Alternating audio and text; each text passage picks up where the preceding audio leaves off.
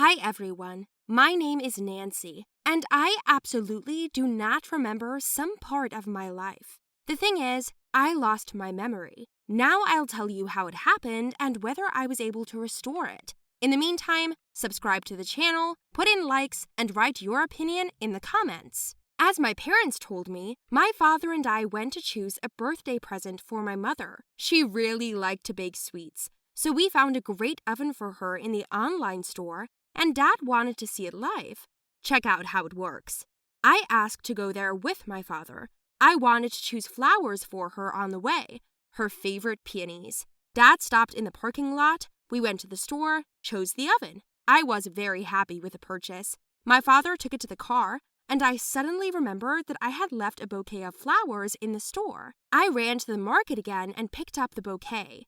A huge bunch of peonies covered half of my face as I crossed the road. All I heard was a car honking, then a sharp pain and darkness. I didn't wake up until the 15th day after the accident. The first thing I saw then was the unhappy faces of a woman and a man. I didn't immediately know where I was or what was going on. My head was throbbing with pain. My mouth was dry, and I felt as if a tractor had run over me. The strangers rushed to me with questions as to how I feel, and all I felt was fear. They scared me. A few minutes later, a man in a white coat came in, shooed everyone away, and told me not to be disturbed. My name is Dr. Simons. You were in an accident. We did brain surgery on you. Everything went well. You're in the hospital now. Tell me your name, they told me.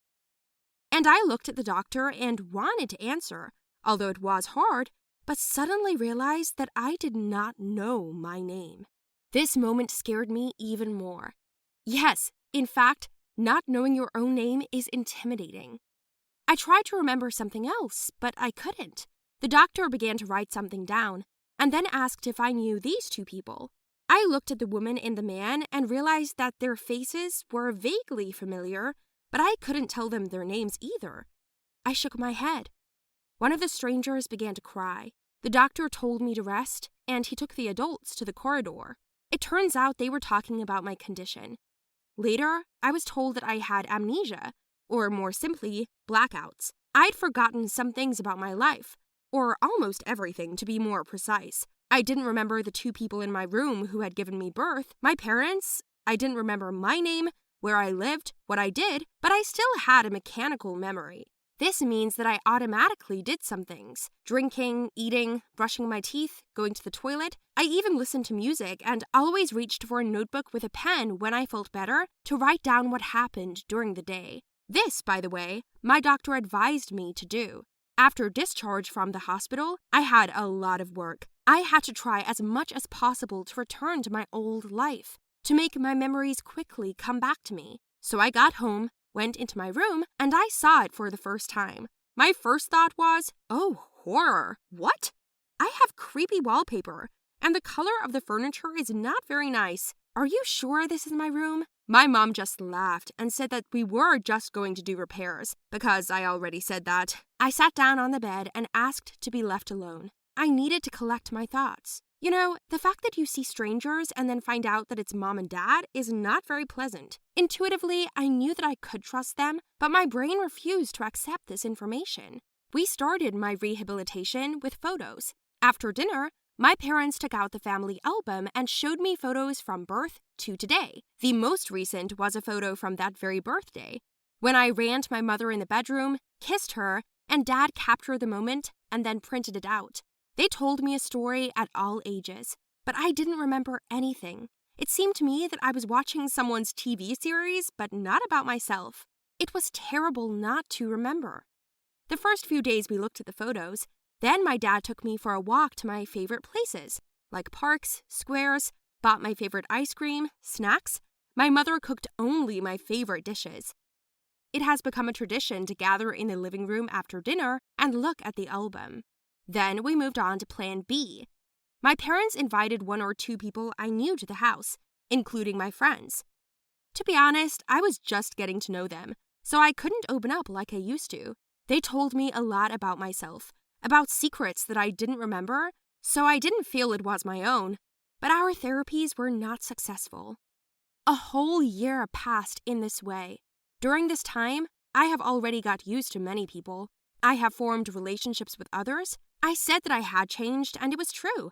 I could never be the same again. Is it even possible after this? Sometimes I saw my father or mother crying at night, worried about me. My father blamed himself all the time for taking me with him, for not going to get the flowers himself. But my mother told him that the main thing was that I was alive. They loved me. I could see that, and I probably loved them too, but right now I was indifferent to almost everything except music and diary entries. By the way, I reread the diary. Turns out, I liked a guy from high school named Matthew. We had our first kiss just before the accident, and I didn't even say hello to him after. He probably thought he was a bad kisser. But in any case, I didn't remember that, nor did I remember liking him. The conclusion is that I didn't really like him, or I would have felt it again. And then I got depressed, because so much effort had been invested. A lot of work had been done. During the year, I visited a lot of psychologists, neurologists. I was put into hypnosis, trying to fill in the gaps in my memory. And I saved up memories for 15 years and lost them in an instant. Can you imagine what it's like? When life is completely erased, you feel like a lost person, the loneliest in the universe. Gradually, I began to close in on myself. I no longer wanted to review photos or communicate with old or new friends. Walk around my favorite places. I did not want anything. And then I found myself thinking that I had even stopped dreaming. I just wanted to cry with resentment. One of those days, I left home and rode my bike to that store. I was drawn there. After walking among the shelves of appliances, I found the oven that was at our house. Then I got out and drove towards the road. Suddenly, I felt dizzy and fell on my bike right in the middle of the roadway. At this moment, a car was flying towards me. I was scared and screamed violently, covering my face with my hands. Immediately, I felt someone pull me sharply to the side. It was Matthew. It turns out that he was also in the store. They bought something for their house. At the sight of him, I had a sharp headache. I shouted his name and lost consciousness. I woke up in the hospital again. The same pain in the head, nausea and confusion. I was examined by the same doctor, and my parents were standing next to me and crying. The doctor asked me my name, and I lay there in silence. My mother then started to get hysterical, and I suddenly looked at her and asked, "Mom, do you like peonies?" I chose them myself. My memory came back to me as suddenly as it had gone. It turns out that in my case, I was helped by stress and Matthew, who saved my life. By the way, I agreed to go on a second date with him. Now I fill my life with new memories and old ones at the same time. So life is getting better. And I will tell you one thing. Please carefully cross the road.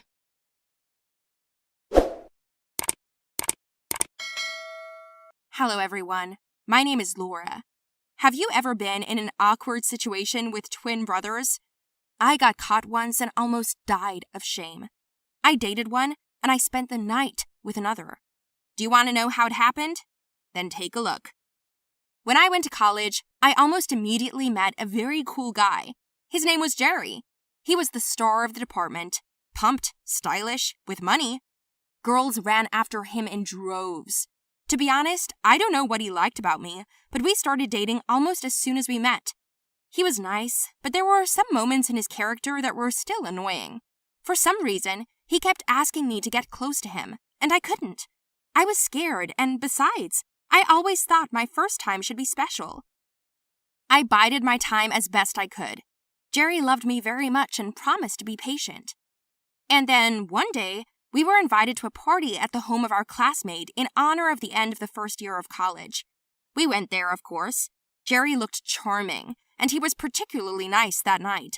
We had a good time, and then he suggested that I take a walk around the house.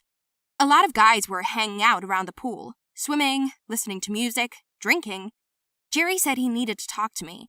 I was alert and prepared to listen, but he said we should be alone because it was important to him. We went up to one of the bedrooms on the second floor, and Jerry locked the door and came up to me and asked me to dance. You know, we've been together almost a year. I think this is a good indicator of a strong relationship. But Laura, do not forget that I am still a man and I want something more than just kisses, he said. Oh no, he's back at his record, I thought. Jerry, I told you I can't right now, and you promised to wait, I said. Then he got mad. What are you waiting for? We've been together a year and you're still breaking down? I can't wait. Now or never, Laura. What other proof of my feelings do you need? Dozens of girls dream of sleeping with me, and you are still waiting for a special occasion? He shouted. I stood there in a daze. I didn't think sex was so important to him. I was offended by his words. Didn't he understand that it was important to me? I can't just make up my mind. I need to feel ready for this. I slapped him and ran away in tears. I didn't want to talk to him or see him. I was terribly hurt by his words. But I must admit that I felt very bad and hurt without him. After all, we've been together almost a year. He often dined at our house, and I introduced him to my mother. It's been a week since the fight. We were on summer vacation, so I didn't even see him. I cried every day. I didn't want to leave because of it. Then, my friend Nellie called me and invited me to a pajama party. What, are you still in trouble for sex? She asked me. The four of us sat with the girls and each shared their problems with gossip. We were all in our pajamas, without makeup, eating ice cream and drinking wine. Yes, I can't make up my mind to do it, I said. Suddenly, there was a wild whinny in the room. The girls laughed at me. We understand everything. The first time is very responsible and scary. But Laura, believe me, if the first person you met suggested it, you might be offended. But now what? You've been together almost a year, right? He's an awesome-looking, rich, smart guy. These 3 arguments should be enough for your first time with him. Sex is already becoming special. He's a man, don't you understand? The girls told me. By this time, I already felt a slight relaxation in my body. I think the wine went to my head. After an hour and another bottle, the girls gave me a makeover, dressed me up, ordered a taxi, and sent me home to Jerry. When he opened the door for me, I staggered at him. I kissed him so hard that he couldn't say a word. We kissed passionately and then went to his room. In the morning, when I woke up, my head was aching terribly. Everything ached and everywhere. Well, that's it, I thought. Jerry, I'm sorry I broke in on you yesterday without calling. I just thought about it and decided you were right. I laughed and then asked, did you even like it? And then I turned to face him and I was like, oh shit, no, who are you? In front of me was a sort of Jerry and a sort of not. It looked just like him, but it wasn't him. I'm Johnny. Nice to meet you. What's your name? He asked with a satisfied face. Oh no, I couldn't believe I'd screwed up so bad. It looks like I had too much wine and I didn't even get a good look at his face. I got out of the bed, ran to the bathroom, bathed and dressed. My heart was pounding with anxiety. I didn't know what to do. I went out and asked who he was, why they looked so alike. It turns out that this was his twin brother, whom Jerry never told anyone about since they did not live together. Their parents divorced when the boys were still children. Each parent kept a twin. They haven't spoken to each other since. I arrived only yesterday. Jerry went to his mother's and I went to my father's. My parents finally reconciled after all these years, and my brother and I decided to switch places to be with our ancestors.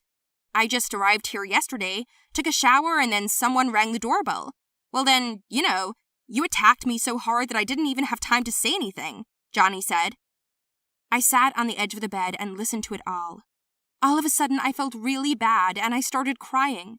I wish I hadn't come here. Why the hell didn't he tell me about you? Johnny tried to calm me down.